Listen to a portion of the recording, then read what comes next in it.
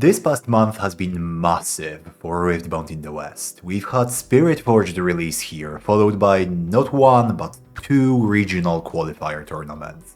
First in Bologna, later in Vegas. So let's take a look at tournament data from 120 events in the past month to see which legends see play, which dominate the competitive scene, and if miracle strategies show up on our radar at all. I'm Simon from Games Deconstructed, and let's get started!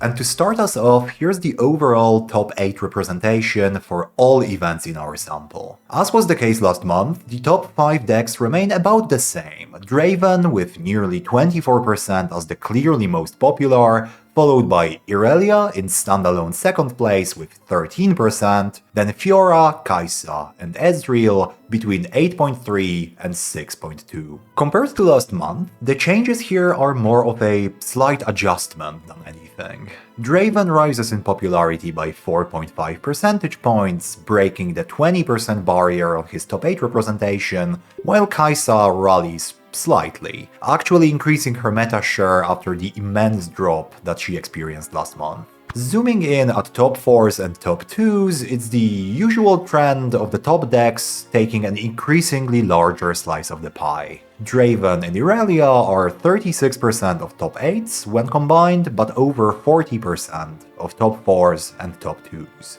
Now, where stuff gets interesting is if we slice this data into China versus the West. It's an oft-repeated Riftbound opinion that metas between the two regions can differ quite a bit. For example, in Origins, the West followed more of a 3-deck meta, while in China, only 2 of those decks saw mainstream popularity, with Ani being a bit less popular. Comparing the two regions now paints an even more interesting picture. Now, I'll preface this by saying that we have far more data available for China, especially for local level play, so at least part of the differences that we're about to see will stem from that bit, but it's still a fascinating comparison. First off, the West is significantly more Draven-centric.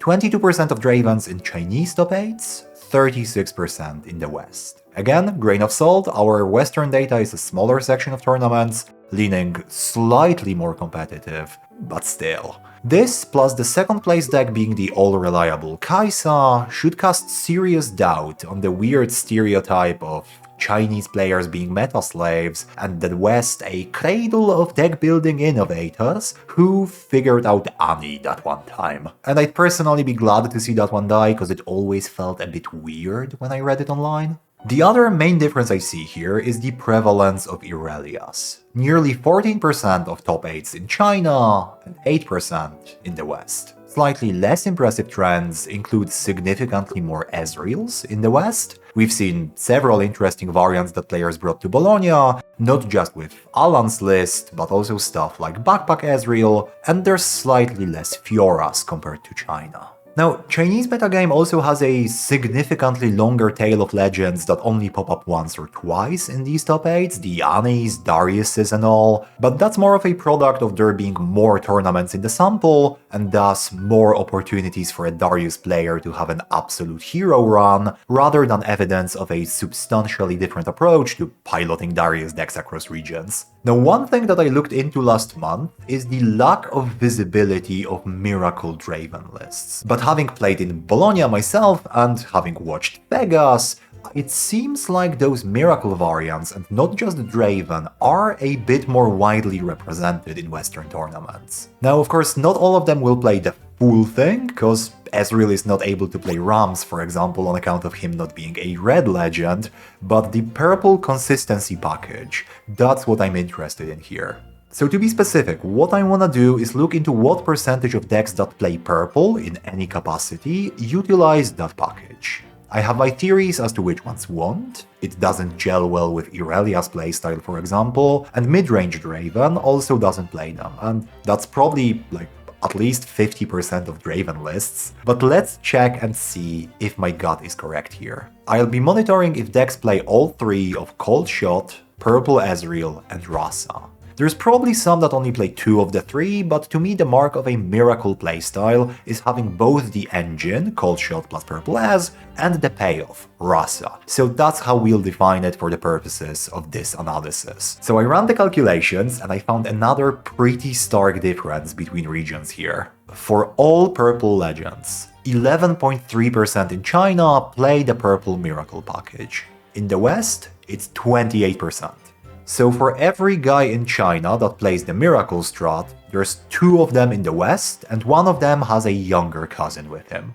But to make that comparison even more specific, let's zoom in and look only at the legends for whom it actually makes sense to run that package. So no Irelia, no Yasuo, probably no Misfortune. You could argue that there's a Miracle adjacent aggro list in there somewhere, but I will assume Aurora to be the governing variant, so no Misfortune. And let's look at what the data is able to show us now. And this of course has the added benefit of correcting for the difference in play rates between the 2 regions. For example, Irelia's play rate is significantly higher in China, and I don't believe Miracle Irelia is ever seriously a thing. Wait, actually, having checked the data, I stand corrected. There's 2 Miracle Irelias in the West and 1 in China.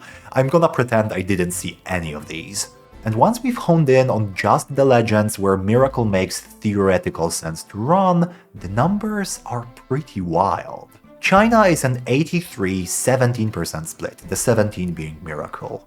The West is 61-39. Nearly 40% of the purple decks that can play Miracle do play Miracle, over twice of what we see in the East, which is wild. Now, I don't find that especially problematic myself, because even for legends that are a good fit for the strategy, it's still a minority of their decks that play the Miracle package. It's a sizable minority, of course, but it's a minority still. And I don't see it as overwhelmingly powerful. It's a very strong deck, but it pays the price of being medium to high complexity, depending on which legend specifically we're talking about here. It's also cool how the Miracle Shell gives new life to older legends like Jinx. I've seen the best of Jinx lists from both Bologna and Vegas, and they appeal to me. I mean, you could make the argument that it's less of a Jinx deck and more of a Miracle deck with a little bit of Jinx sprinkled on top, but I don't know, I find them fun. Now, one qualm that I might have about Miracle strategies becoming even more popular is the time issue.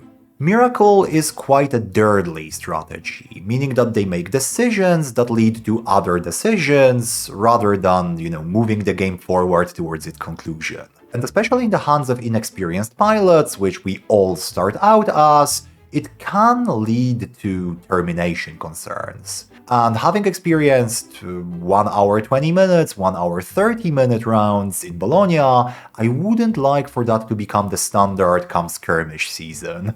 And it also puts the Miracle player's opponent in the unenviable situation of, first of all, having to play very quickly themselves, potentially also hurrying up the Miracle player, or, calling a judge over for slow play concerns, to avoid being dragged into draw territory, which I don't think is especially fair to the pilot of the faster deck in that matchup. In the upcoming month, you can expect a conversation about whether Draven or Ezreal are the best deck in the format. One has won Bologna, the other has won Vegas after all, with the Vegas victory, the one going to Draven, being a bit fresher in our minds, and a lot of the online conversation about the game being driven by US folks.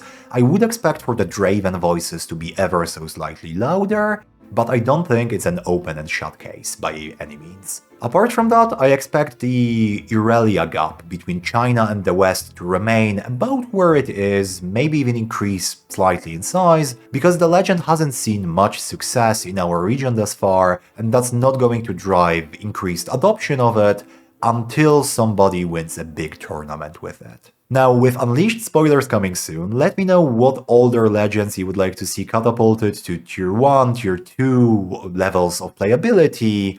Otherwise, I've been Simon from Games Deconstructed, thanks a lot for watching, and a special thank you to the Patreon supporters over on patreon.com/gamesdeconstructed, especially Maciej Majka, Michał Gawarkiewicz, and good luck. Thanks a lot for watching, and I hope to see you in the next one.